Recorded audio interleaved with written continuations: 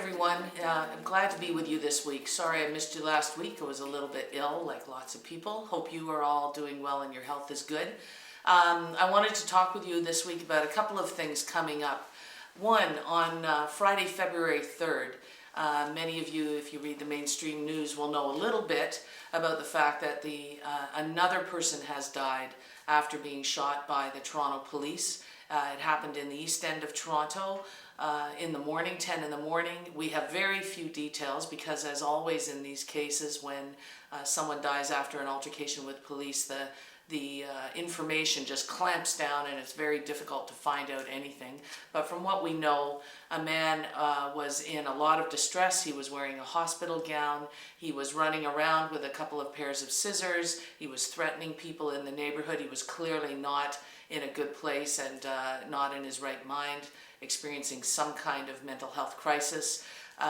Police were called, and from reports from people who were there, 11 police cars, over 15 police officers around this man, confronting this man, and still, with all of that, this man was shot at very close range.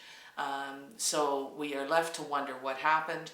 We have another family in this city grieving at the loss of someone who was ill, needed some kind of intervention to help calm them, to help bring down their anxiety, to give them space until they were in a place where they could be talked to. Unfortunately, none of those things happened, and as far as we know, anyways, none of those things happened, and this person has died. That evening, on Friday evening, few people, about 15 to 20 people, gathered at 55 Division, which is the division where this officer worked, for a silent vigil just inside the doors of the division. People came outside afterwards and talked about what to do, talked about the fact that this is happening so often. At least 3 incidents in Toronto and 1 in Montreal where people have been either tackled to the ground or shot, people who are in a mental health crisis, people who are in distress, people who are homeless or underhoused. So this is happening way too often. It should never happen. Of course, our goal should be 0 deaths at the hands of police. But certainly to have 3 incidents, including Charlie McGilvery, a woman named Sylvia Klippengatis, I might be saying her name wrong, my apologies, and now this man the other day in Toronto. We have an inquest into the death of Junior Manon, where it's becoming increasingly clear from the evidence that's being given that undue and excessive force may have been used in that case. And so, we got to do something. It's up to the people to speak up about this. We should not let these deaths go unnoticed. We certainly need to learn lessons from these deaths so that they don't happen again. We have increasingly people with mental health crises. This can happen to anyone, of course.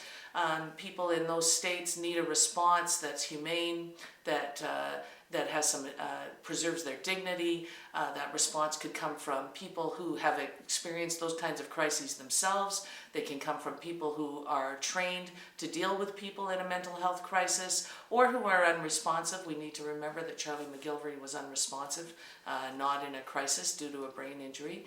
And so we need people who know what they're doing to come on scene when folks are experiencing these kinds of things, whether they're violent or not.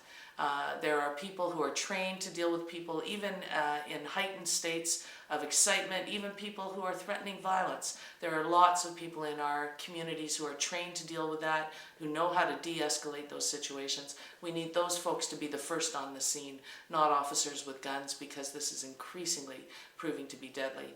I invite you to come out to police headquarters at 40 College Street, just west of Yonge Street, on Friday, February 10th at 6 p.m. There is a Facebook page. I believe the headline on it is Angels of Justice. This is not being organized by any particular group. Just the folks that gathered at 55 Division last Friday felt that we should follow up a week later. And so we do invite people to come out to police headquarters, 40 College Street, Friday, February 10th at 6 p.m. And let's talk about what we can do in this city to stop these unnecessary deaths.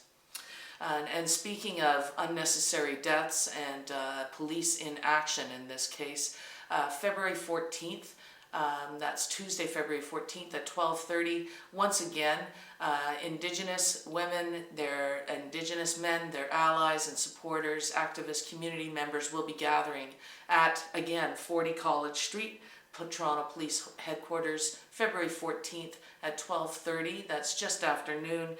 We're going to be gathering to demand and raise our voices to demand that the United Nations investigate the missing and murdered Indigenous women in Canada. We know that through research done by the Native Women's Association and the Sisters in Spirit campaign that over 600 women, Aboriginal women in this country have gone missing, and many have been murdered with impunity. No one held accountable for these crimes, no effective police investigation. There's currently an inquiry in Vancouver going on into the specific case of Robert Pickton and the many women, possibly, he claimed 49, possibly more women murdered on his farm.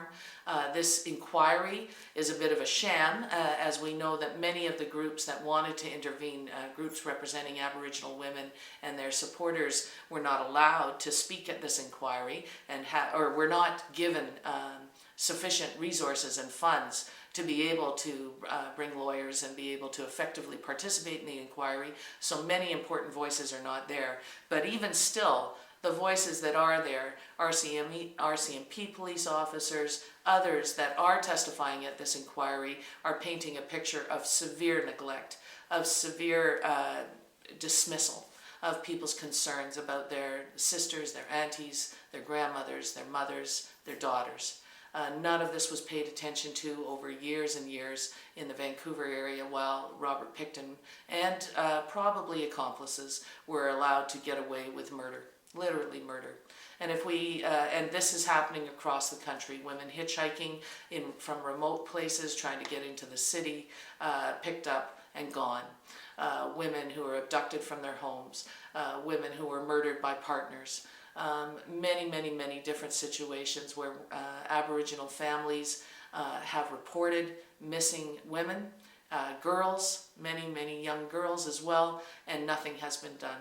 So we need to raise our voices about this. To Canada's shame, unfortunately, because nationally, despite apologies from the Prime Minister, despite apologies from the RCMP, nothing effective is being done.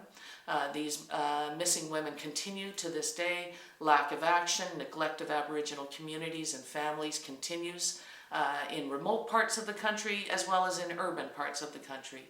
And so it again comes down to us. We need to raise our voices. We need to support the Committee to End Discrimination Against Women, which is a United Nations committee under CEDAW, the Convention to Eliminate all Forms of Discrimination Against Women. They are considering right now initiating an investigation. They'll make their decision in March. I think this is what it's going to take, and many Aboriginal activists believe this as well, that the United Nations needs to take action. This is our last resort. Aboriginal peoples in this country have appealed to the United Nations before. Housing activists have appealed to the United Nations around the abysmal lack of affordable and accessible and safe housing in this country. And so once again, we're looking at that. We want to encourage CEDAW, the committee, to go ahead and launch that inquiry. And so the group No More Silence, in solidarity with Aboriginal women's groups and supporters and allies right across the country, will be holding a vigil on February 14th. That's at 40 College Street at 12:30 noon. So I hope to see you there. And they're having a fundraiser as well this Saturday, February 11th, called Raising Our Voices Together. It's at the Toronto Free Gallery beginning at 8 p.m. That's 1277 Bloor Street. You can go on Facebook and under No More Silence, you'll find all of this information. They've got some fabulous entertainers, Faith Nolan, Wabs Whitebird, DJ Ariel, and many more. So that's a fundraiser for No More Silence that helps them to put on the annual vigil, as well as many other educational events that they are responsible for. So I encourage everyone to come out to that. Again, this police inaction, this police neglect of violence against women, we've seen it in many different ways right across this country, but nowhere have we seen it more pronounced. and more evident than in the cases of missing and murdered Aboriginal women. And that has got to stop. We need to value every person in our community and all the people in communities outside of our own. We need to value every life equally. We need to pay attention when women say that their daughters, their sisters, their mothers, their aunts are going missing, and we need to take action. And if the police won't do it, then we're going to have to take action ourselves to make sure that they are held accountable for that. I also wanted to let you know, just lastly, so there's a couple of things at Toronto Police Headquarters coming up. But I wanted to let you know lastly that International Women's Day, of course, is coming up. We're going to be talking about that lots. I haven't got information yet about the march. I believe it's going to be on March 3rd, so mark that day in your calendars. But on Saturday, March 10th, Camp Sis. Camp Sis is a wonderful camp up in near North Ontario, near Minden. Space and place for women. It was started a long time ago by Multicultural Women in Concert, continues to this day. I'll talk more about Camp Sis at another time. But they are sponsoring a dance on March 10th, Saturday, March 10th at the 519. And they are inviting all women and trans people who are interested in helping them to organize that to come every other Sunday. The next organizing meeting is this Sunday, and that is February 11th. February 12th, sorry. So people are invited to join them to help organize this dance, as well as to help organize events in general for Camp Sis. I'll tell you lots more about it coming closer to the dance, but it's Toronto's Indigenous Women of Color Collective. They are really interested in bringing more women and trans people into their organizing. You can write to them at camp_sis@yahoo.com. We'll put that up on your screen, and to find out more about the meetings they've got coming up. And they would welcome allies as well as women of color, trans people of color, Indigenous people, two-spirited people to come and help them organize this dance, as well as lots and lots of wonderful things for Camp Sis. So I invite you to take part in that. Again, it's camp_sis@yahoo.com. Meetings every other Sunday at 2 p.m. at the 519 Church Street Community Center. So thanks for listening. I hope to see you out on Friday to protest police violence and to demand better ways of responding to people in mental health crises. As well, hope to see you out on the 14th to support Aboriginal women and their families and their allies as they seek to end the carnage and the destruction of communities through neglect, through racist policies, and through police inaction. So I'll see you out there.